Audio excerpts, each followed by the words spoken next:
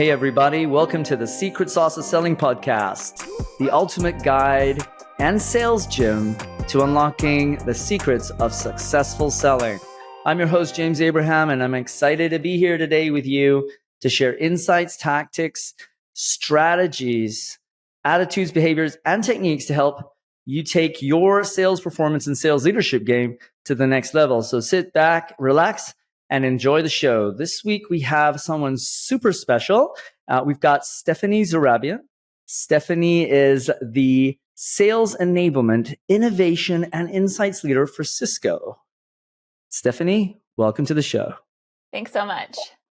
Would you mind taking a moment and sharing with our listeners and viewers who you are and how you reach where you are today? How do you get to where you are today?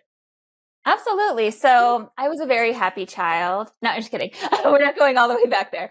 But over the past couple of years, I've been working with different teams. I started, unfortunately, I've never carried a bag. I know that a lot of sales enablement practitioners shriek and they tend to, say next when they hear that. But I came into sales enablement through instructional design and instructional technology.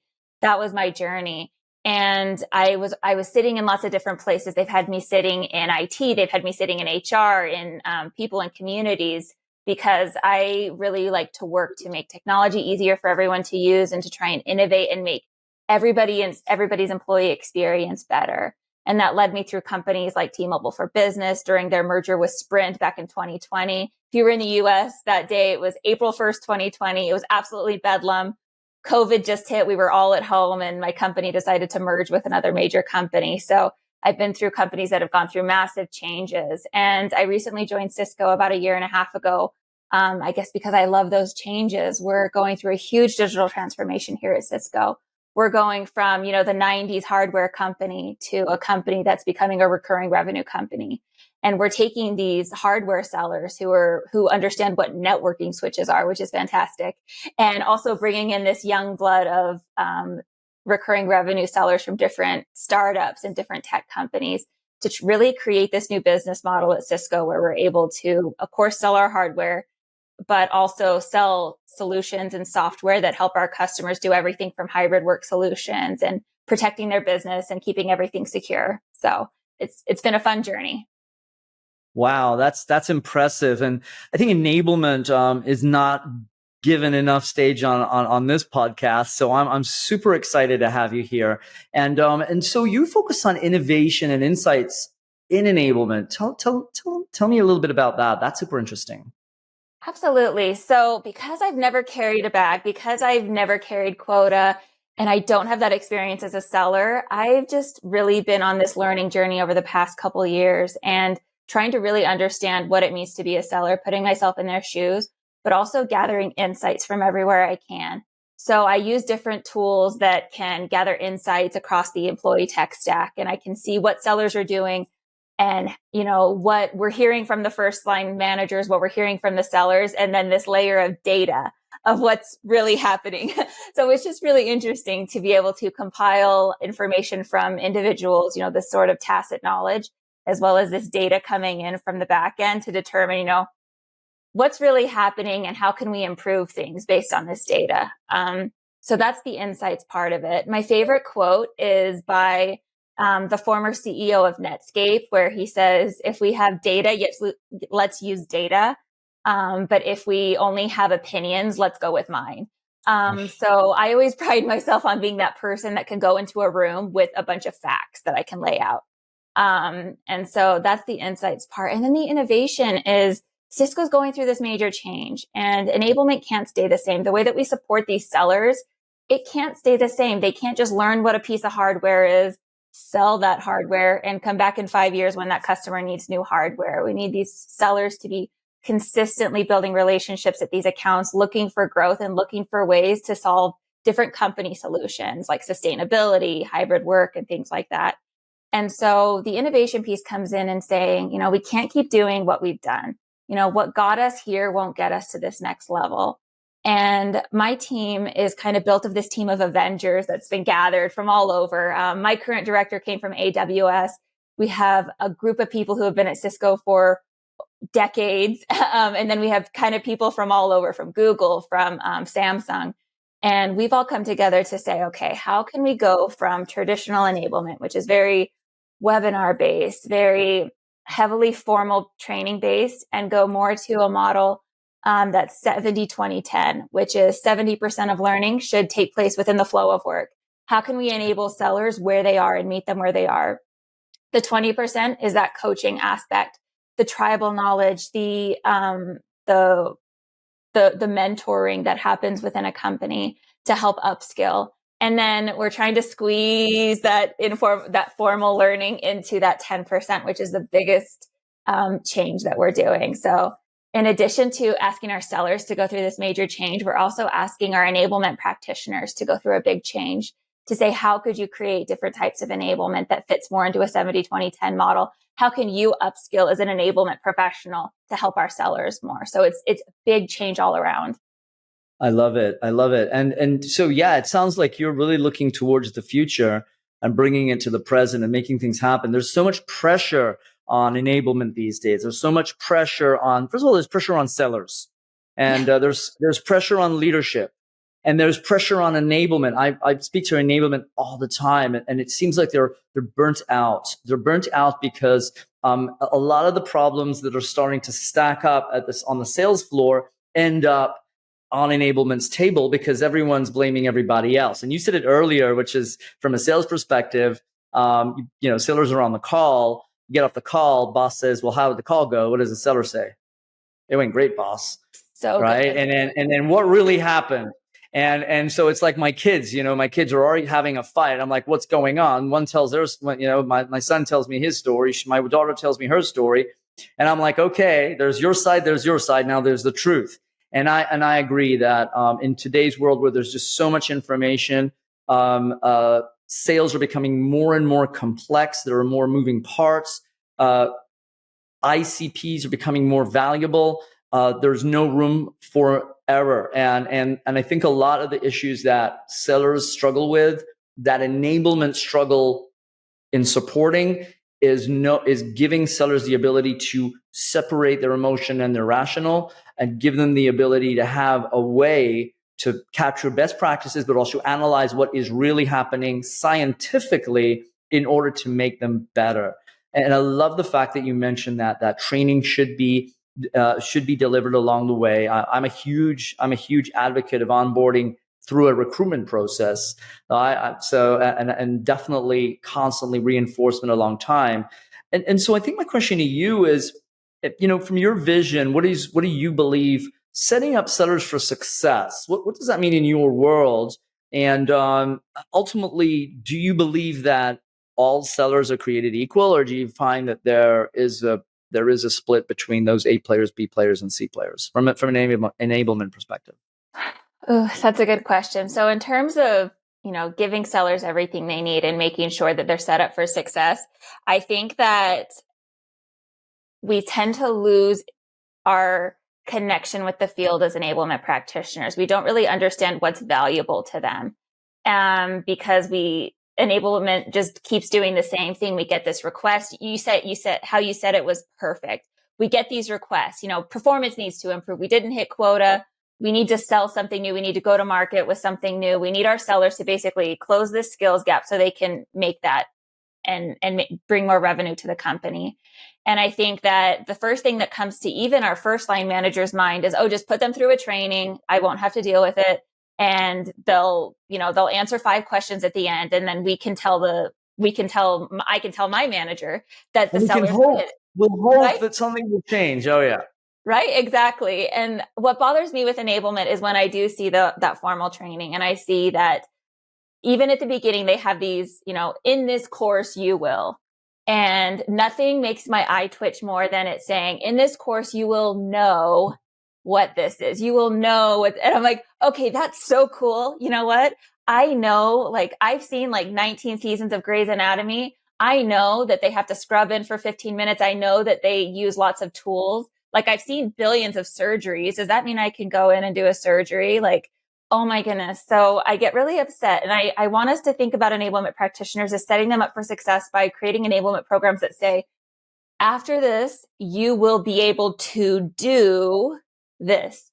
And I've started to bring this up to different enablement practitioners. And there's people who are early adopters and who are really interested in doing that. And then there's people who kind of say, oh, burn the witch. Like, how dare she say that to us? Like, why would she say that we need to change? And it's hard when there's PhDs in the room who think that who are credentialed in adult learning. Trying to explain to them that while, yes, here's this learning experience, there's also this action component.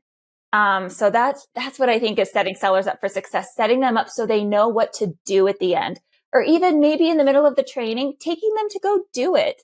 If we're going to be telling them to take action on accounts, why not have them go take action on accounts in the middle of a module or in the middle of a live learning session? Like, why not? And again, people look at me like I'm this like radical, like I'm this because crazy you're asking them, because we're asking them to change. People don't like to change, and we're asking them to step outside their comfort zone. And by the way, it's very natural. I'm in the training and development business. I'm in the behavioral change business. When I walk in the room, oh my God, I'm definitely not the most liked person in that room. But the reason is because we're asking people to modify their behaviors, and I share your notion that is behavioral is it takes time, so change over time, and that is a requirement of reinforcement. But you do need to have the infrastructure in place in order to facilitate for that, and I think it's also a cultural thing. So, and I know enablement sometimes can get kind of pressured and sandwiched between the different groups in order to deliver the sizzle, but make sure everyone's happy. And so I'd like to take it to the behavioral part for a moment, because you mentioned that did come up. What do you find is more difficult when it comes to behavior modification with sellers and sales leadership? Are there any interesting insights that you've picked up with the tools that you're using and the platforms that you've kind of started to incorporate from that aspect? I think something that's really important is that when we look at behavior, and I'm sorry, I know that you're an expert in behavior. I read a book about designing for behavior. It changed my life. And I feel like I'm that meme of Spider-Man where he's like, I'm something of a scientist myself. Like, I feel like I'm a scientist because I read this book, but it was really incredible. It was called Designing for Behavior Change. And in that, it really pushes that concept of, there's this lever of motivation. How high is the motivation of the seller to do something? And it's this graph. And then it's like, okay, now the ease of doing something. And now how easy is it for the seller to go do something? And if the motivation isn't high enough, and if it's not easy enough to do, when we put these triggers out, whether that's a training, whether that's a pop-up on the screen that says, take action now, or here's a red flag for this account, or, you spoke too quickly, or you insulted the customer, whatever this feedback that we get, or these triggers that the seller gets, that motivation has to be somewhat high for those triggers to work. And not only that, but maybe if the motivation isn't high enough, how easy as enablement practitioners can we make it to do? I think as enablement practitioners, because a lot are coming from L&D, so we're so uncomfortable with all this new technology coming out for sellers. We feel like we have to learn it as well. And that's a huge burden on us to be, these experts in training and enablement, as well as being able to figure out how these sellers are supposed to navigate this tech stack. But I think that that's what sets us apart from these traditional L&D folks, is the fact that we do have these skills in sales and sales tech. So I think that looking at that journey, when I look at trying to get a seller to take action, setting them up for success, I look at, what's this messaging going out? How can we heighten motivation by the message in one sentence? Like, let's keep it short. Let's keep it simple. How can we increase that motivation? And how can we let them know that this is so easy to do? All they have to do is click a button to get started. And maybe we can automate the process for them. Maybe we can, have things set up, or a dashboard created specifically for certain spiffs or goals or objectives. Really like raising that motivation through our messaging and being more influential in how we're presenting our enablement programs, letting them know you will get that lake house if you get this spiff, if you take advantage of this spiff, or, you'll make quota. You just said that. You just said it there. I got to interrupt you here. There's something I share with my clients. Our people, sellers, they don't work for us because they like us. They don't work for us because they like the product, because they like the salary. They work for us because they believe that working for us will help them achieve their personal and professional goals faster than working for someone else. The moment they leave us is now because of flexibility, work from home, this, that, and the other. It's because they believe that working for someone else will help them achieve their personal and professional goals faster than working for us. And you just said it right there. What is their personal and professional goals? And if we cannot recognize those and we cannot tie them to the corporate goals, then yeah, we're gonna be struggling. And I love the fact that you're able to pick up on that, recognize how can we make sure they understand what they get out of it. Absolutely. Before we have to push what we get out of it. 100%. I'm all about that. Like I bought a fancy treadmill. I got a Peloton, and I'm not walking on there or I'm not taking these boot camp classes because like it's fun. I'm doing that because I need my heart to be healthy, and I really want I want to have a hot girl summer. Like that's what we want. Yep. So I think that's so important to pull into that intrinsic motivation as well. If you do this, then that. And I think there's a few ways to do that and to position that without being, some people think like, oh, that's vulgar to talk about all that money. I'm like, these are salespeople. They talk about money all day. But I think that there's one thing I really love to do is just share success stories. So, we have this big competitive intelligence platform. We have a whole team that supports competitive intelligence. And our goal is to make sure that people are going to this legally approved competitive intelligence information and this whole team set up to help them compete against our top competitors instead of going to ChatGTP. That's the goal. And so, and getting all this stuff that's not legally approved and could possibly, something with hackers. I'm not sure. Again, it's not secure. But one thing I want to do is say, who is the golden boy or golden girl? Who did this?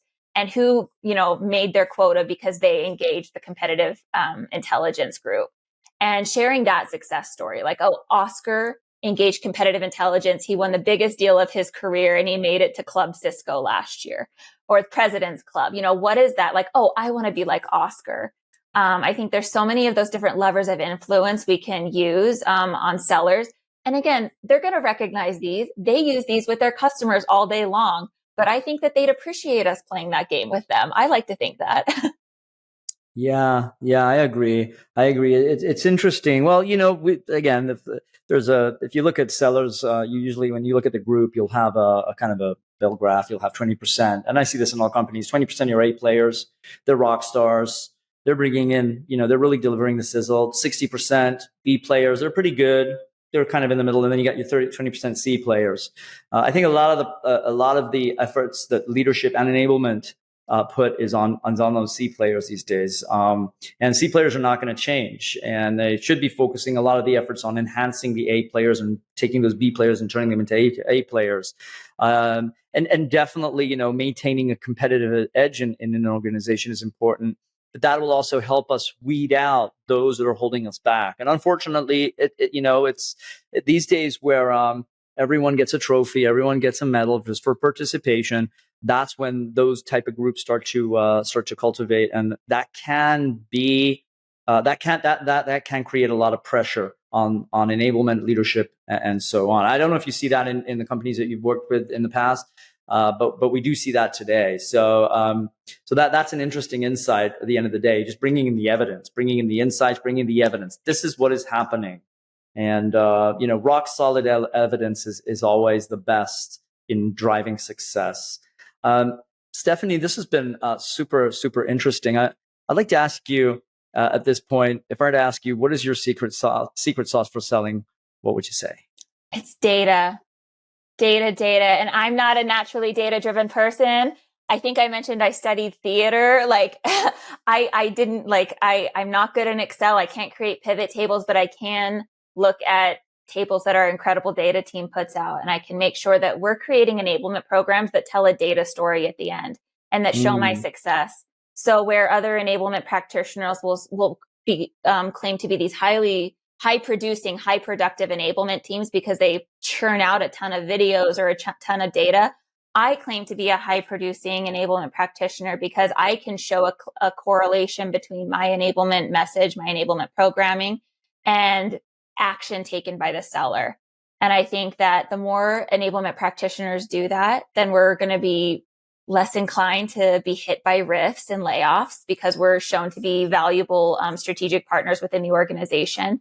but we're also just going to be able to keep making more data informed decisions. Each program I do keeps getting better and better and better. And I've never done the same program twice, because every time I collect data, I collect a survey, I collect how the seller takes action or how much they ignore it. I'm able to pivot, do something different, and have a different presentation. And so data is the secret sauce, period. I love it. Excellent. Excellent. Great. Well, if I were to ask you if there's anything you're reading right now, any books, any podcasts, any movies even, that you care to share with the listeners, I want to recommend that have really been an impactful and influence on your career and growth in the selling industry, what would you recommend? I would highly recommend looking at any books on behavioral economics and behavior change. I think you really hit it, to where the more we understand behavior, the more we understand why people do what they do, in the same way that we expect our sellers to do that, we become better enablement practitioners. I'd also like to give a shout out. I know Eurovision is coming up. I know Israel. This company is based, one of the companies we've been talking about is based in Israel. They have a killer song this year. I think it might win. So I'd highly recommend everyone turn into Eurovision. All my American friends who don't know what that is, you're going to be shocked, horrified, and delighted all at the same time. So I'd highly recommend that. Wow, there you go. That's behavior for you, just keeping at it, getting a good song, and just going in there and performing. And in sales, it's, at Santa, we have a rule. Sales is a Broadway play performed by a psychiatrist. And so there's the art piece, right? But there's the science part. And you really hit the nail on the head with the data part, because it's all process. People could be great sellers, but if they don't have a process that they can fit different opportunities and different unique conversations and different calls into that sequence, they tend to be all over the place. And at the end of the day, you do want to give them that structure. So I appreciate that answer. No one's ever said that before. Awesome. Great. Awesome. All right, guys. Well, Steffaney, this has been great. Thank you so much. I wish you all the very best of success in your role and bringing innovation to enablement. And to our listeners, thanks so much for listening. Tune in next time. Until then, no guts, no gain. Be good to yourselves, be good to your prospects, and good selling.